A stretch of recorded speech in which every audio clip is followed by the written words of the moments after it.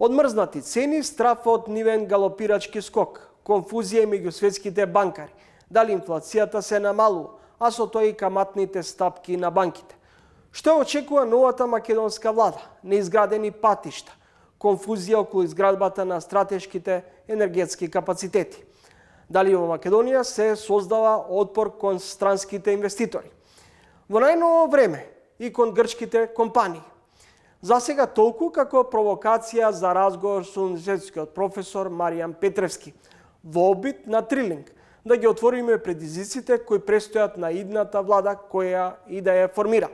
Добре ден за професорот Петревски. Добре, најдо благодарам за поканата. Професор Петревски, најпрво да се осврнеме на светските економски движења. Може ли во наредниот период да не изненади нова криза која може да предизвика повторно зголемување, односно раст на инфлацијата и да дојдеме и до степен на евентуална опасност од рецесија? Добро, тоа што може да не изненади, ние не го знаеме. Тоа ќе не изненади ако се случи или викаме ние економистите, тоа е unobserved, не го гледаме.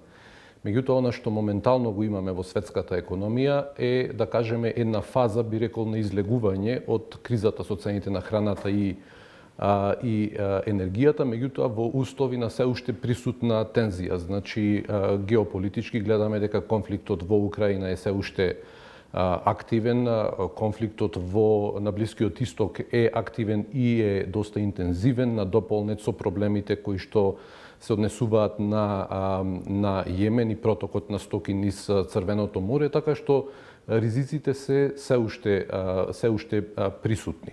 Ако тие ризици сега ги префрлам малку на економски план, видовме, значи, стабилизација во делот на цените во овој период. Тие беа во континуиран пат од достигнувањето на пикот некаде кон крајот на 2022 година, меѓутоа се уште имаме ситуација на релативно висока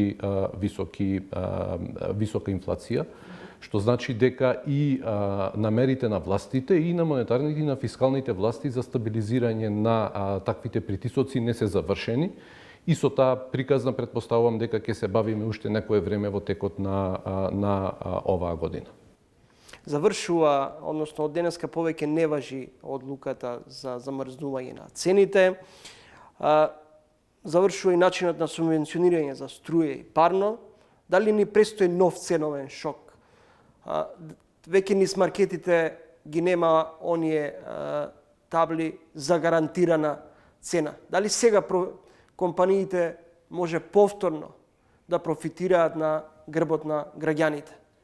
Добро, таа мерка беше донесена уште лани, всушност во неколку наврати гледавме за замрзнување на цените и на маржите во текот на оваа криза и тоа беше исправно, затоа што посебно во вториот дел од 2023 година се јавија притисоци од цените кои што беа од домашен карактер. Ние имавме на глобално ниво, како што реков, стабилизација и континуирано намалување на цените во делот на храната, меѓутоа тоа не се трансмитираше скоро воопшто на домашен терен, односно на домашен терен видовме спротивни тенденции, под притисок на она што сега е популарен термин нефер трговски практики, особено летот од 2023 година. И тоа предизвика да се оди со таа мерка на замрзнување на цените. Тогаш да потсетам дека и инфлацијата се уште беше многу повисока од она што го имаме сега, така што и во тој сегмент беше неопходно преку таква мерка да се придонесе кон намалување на инфлацијата. Но сега имаме поинаква ситуација. Сега тие тенденции ги се смирени во делот на изворите на инфлацијата. Имаме и забавена економија. Тоа забавување почна многу порано, меѓутоа се осети особено во последните 2-3 квартали.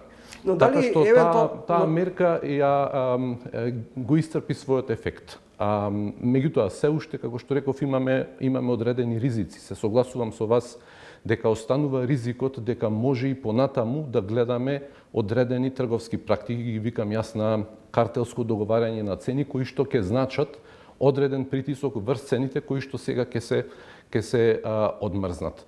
Меѓутоа, тоа мора да се адресира со други механизми во законодавството. Значи, владата гледам дека алудира на законот за нефер трговски практики, меѓутоа тој се уште не е донесен, треба да се донесе па да видиме како ќе се операционализира, а постои еден друг контингент на мерки во антимонополското законодавство, каде што главно преку механизмите кои што стојат на располагање и кои што треба да и се доделат дополнително на Комисијата за заштита на конкуренцијата, треба да станат ефективни и да ги видиме имплементирани на терен.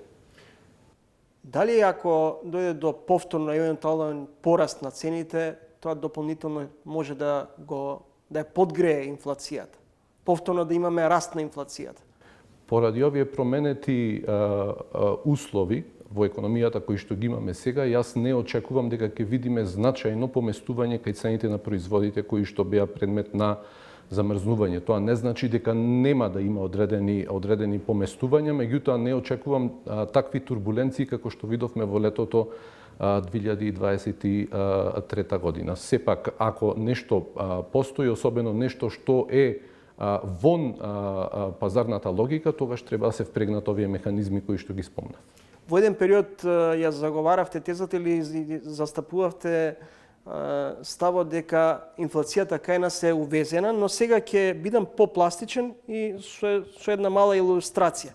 Оризот пред една година беше 80 денари, сега за 900 грама треба да платите 120 на 100 повеќе во услови на домашни агросубвенции и намалени цени на светските берзи.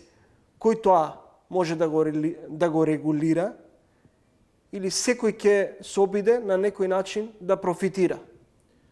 Видете, цените беа увезени, значи со почетокот на кризата настана трансмисија која што беше во нагорна линија, значи како растеа цените на глобалните пазари, тие веднаш се пренесуваа во домашната економија. Сега тоа го имате и во теоријата, кога имаме обратен циклус, значи кога цените глобално се намалуваат, таа трансмисија веројатно е побавна во домашната економија отколку кога се зголемуваат. И тоа го видовме и кај нас, не само што беше побавна, туку во еден подолг период таа отсуствуваше. Наспроти тоа, цените беа под притисок на домашните фактори кои што ги спомнав.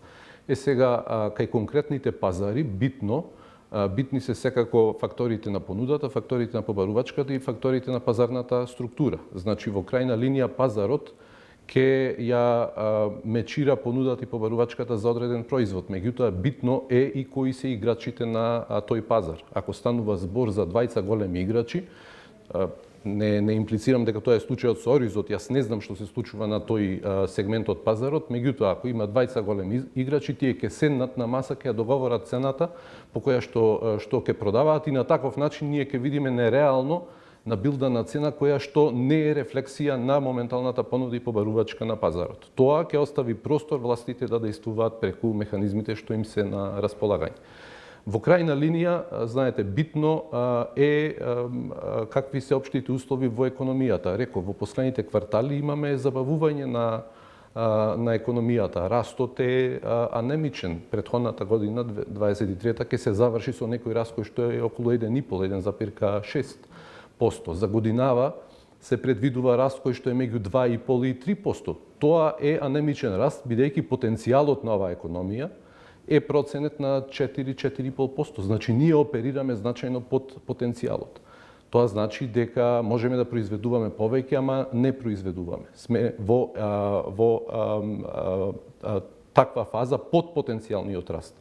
Тоа значи дека на одредени пазари пониската побарувачка ќе детерминира дека и цената ќе мора да се стабилизира, односно таа ќе ги елиминира, да кажам, ќе оди спротивно на овие тенденции кои што се резултат на пазарната структура.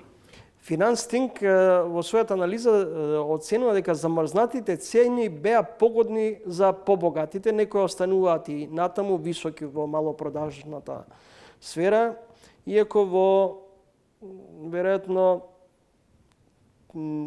имаме и намалување на трошоците на суровини и енергија. Да, тоа е така затоа што знаете конкретни проблеми на конкретни пазари вие ги решавате со една општа мерка за мрзнување на цени која што реков дека даде резултати, но ги исцрпи тие резултати во моментот. Зошто? Затоа што на тој начин вие ги штитите сите. И тоа е навидум позитивно кога ги штитите сите граѓани, меѓутоа тоа има одредена рефлексија врз други агрегати, главно врз буџетските приходи. И сега ако гледате во апсолутна смисла, точно е дека поголем комфор таа мерка создавала на оние домакинства кои што трошат повеќе на тие производи, а тоа се подоходовните домакинства. Значи добро е ги заштитувате посиромашните, помалку доходовните домакинства, го поддржувате нивниот буџет на тој начин, ама го поддржувате буџетот и на подоходовните домакинства, кои што издвојуваат во апсолутна смисла повеќе за набавка на таквите производи и услуги. Токму заради тоа велиме дека таа мерка мора да биде од времен карактер, не може да трае неограничено долго, бидејќи ќе ги наруши тие да кажеме баланси во економијата. Надлежните институции најавија дека ќе следуваат ригорозни казни за оние кои вештачки ќе се обидат да ги подигнат или да ги зголемат цените на производителите. Колку препознавате кај бизнис заедницата, кај стопанствениците етика? Јас примерно очекувам дека бизнис логиката е да се следи профитот. Значи, ситуација која што возможува да се заработи повеќе профит, бизнисот ќе ја зграпчи таа ситуација и ќе направи повеќе профит. Во таа смисла механизмите мора да постојат во законодавството и да бидат ефективни. Затоа што спомнав, ние имаме, например, Комисија за заштита на конкуренцијата, која што во еден момент се огради и рече дека немаме ние доволно механизми за со ова да се справиме. Океј, ако немаме такви механизми, дајте да интервенираме во законодавството, тие да ги воведеме, да ги доделиме во инструментариумот на комисијата и таа да постапува во одредени случаи на вакви големи нарушувања на кои што вие алудирате. Следите тренинг гостин во емисијата на универзитетскиот професор Маријан Петровски. Пред 2 години коментиравте дека корпорациите ги држат високите цени. Познато е дека македонските трговци и компании немаат високи етички критериуми, но дали при една ваква нефер понуда на пазарот ќе се стави конечно ред? Без разлика што вие велите дека добро беше што и мерката за замрзнување на цените беа донесени, но долгорочно не може да понатаму да се продолжи со овој модел на функционирање. Можеме ли евентуалниот нов ценовен шок македонските граѓани да го издржат? Добро, но претпоставувате дека таков ценовен шок ќе настане. Вие се сомневате? Треба да сочекаме и да видиме на кој начин пазарот ќе се однесува сега, затоа што имаме поинаква ситуација од таа што ја имавме кога го видовме ценовниот шок во летото од 2023 година. Јас не исклучувам дека поместувања кај овие цени кои што се одмрзнуваат ќе настанат, меѓутоа во колкав обем тоа треба да сочекаме и да го видиме. Како да се динамизира развојот, економскиот развој во наредниот период? Пред нас се претседателски парламентарни избори. Обично во време на изборна кампања капиталните инвестиции се замрени. Што треба да биде приоритет на идната влада без разлика кој да ја формира? Би рекол дека главен проблем на оваа наша економија е неефикасноста во функционирањето на системот. Еве така да го генерализираме, почнувајќи од највисокото ниво, па се до некое најниско ниво, кога вие одите на некој шалтер, сакате да завршите некаква услуга, например да извадите некаков документ, и тоа не можете да го направите во разумно време и без нервози, без да губите време и така натаму. И тоа е поврзано со институционалниот поредок. Значи, ние онаму каде што не успеваме во претходните 30 години е да создадеме функционален систем со функционални институции, вклучително ефикасноста на јавната администрација. И сето тоа се поврзува со онаа дебата која што ја водиме долго време за владењето на правото, бидејќи важно е да имате добри закони и мислам дека во најголем дел од сегментите Македонија има добри закони, меѓутоа онаму каде што не успеваме е во ефикасната, правичната и неселективна примена или спроведување на таквите закони.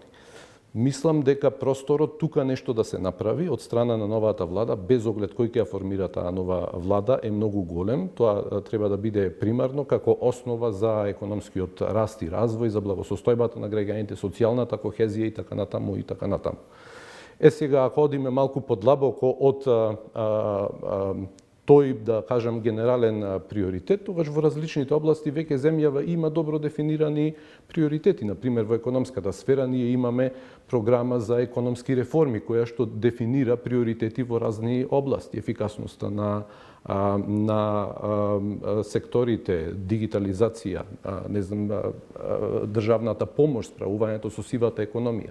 И сето тоа кога го читате е многу добро напишано. Меѓутоа, сето тоа е, да кажам, жртва на тој процес на неспроведување, ненавремено, неефикасно спроведување на она што треба утре оваа економија да ја донесе на повисоко ниво на конкурентност. Професор Петревски, влегуваме веројатно во еуфорична инвестицијска година, особено се става акцент на фотоволтаици.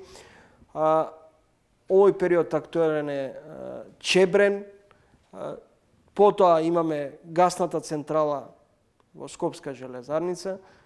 Зошто имаме предрасуди кон странските инвеститори? Па јас не би се согласил дека имаме предрасуди кон странските инвеститори. Сега овие во однос, например, на гасната централа имаме резерви во однос на грчкиот инвеститор. За Чебрен се зборуваше, вашите колеги зборува дека треба домашни инвестицијски капацитети да се градат, со домашни инвестицијски капацитети да се гради.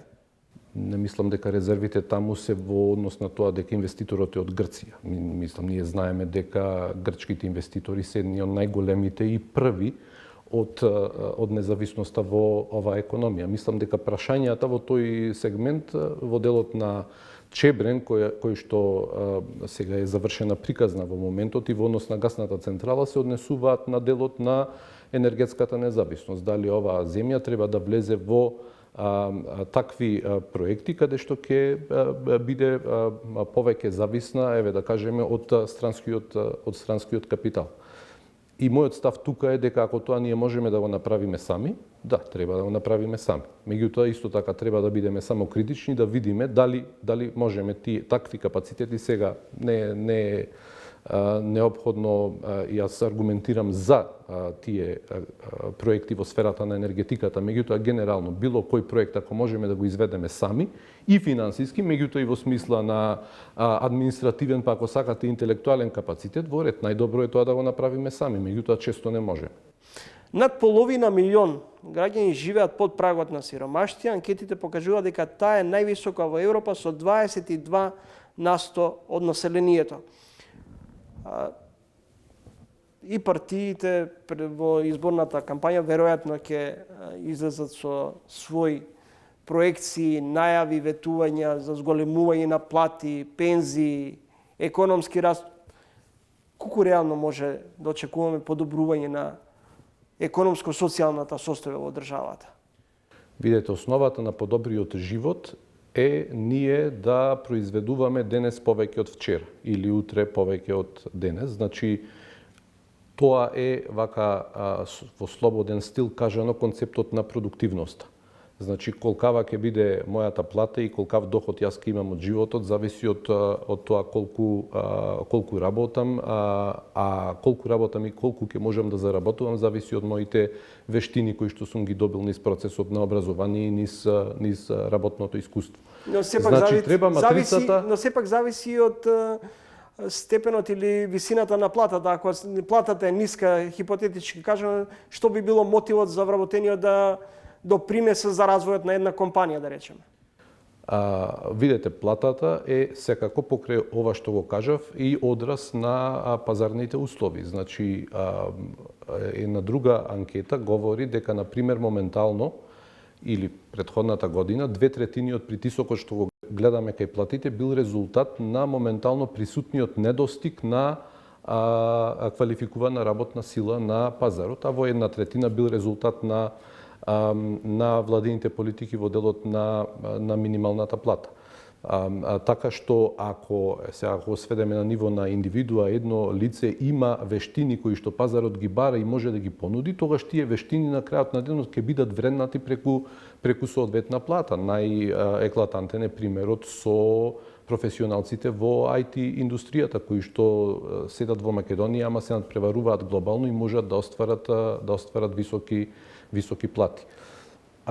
Поентата ми е дека ние треба матрицата на размислување во Македонија да ја префрламе од тоа дека треба да се базираме на социјалниот систем и како тој да ни помогне и што повеќе да ни помогне, кон тоа да се однесуваме повеќе пазарно, да размислуваме пазарно како ние што можеме да продадеме лично како лица, како вештина, нешто што пазарот може да го купи за повисока цена, односно повисока плата. А социјалниот систем треба да остане во сила и треба да биде добро димензиониран за да може да коригира викаме така наречен пазарен неуспех, односно кога на некој му е потребно, но тоа да биде од времен карактер. Не може да се размислува дека јас сум се родил и треба да примам социјална помош од почеток до крај на животот. Тогаш секако дека на тој начин не може да остварите добар животен стандард. Професор Петровски, на крајот, што ќе се нуди од партиите што може да ги мотивира граѓаните да ја дадат поддршката за едната, другата или третата политичка ориентација?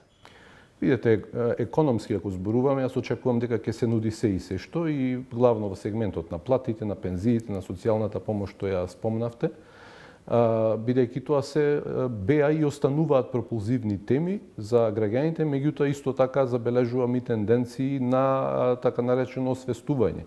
Вие може да ветите плата која што е 5000 евра, меѓутоа голем контингент од граѓаните ќе речат, ама чекај сега, тоа не е баш реално. Така што мислам дека во дебатата, во текот на изборниот процес ќе доминираат тие теми, меѓутоа очекувам дека ќе доминира и здравиот аналитички разум и ќе следиме во која мера тие ветувања се реални и дури ако некои од нив секако се реалистични, може да се остварат, меѓутоа по многу висока цена, па ќе ја проценуваме и колкава е таа цена за буџетот за идните генерации и така натаму и така натаму. Благодарам за гостувањето. Благодарам за поканата.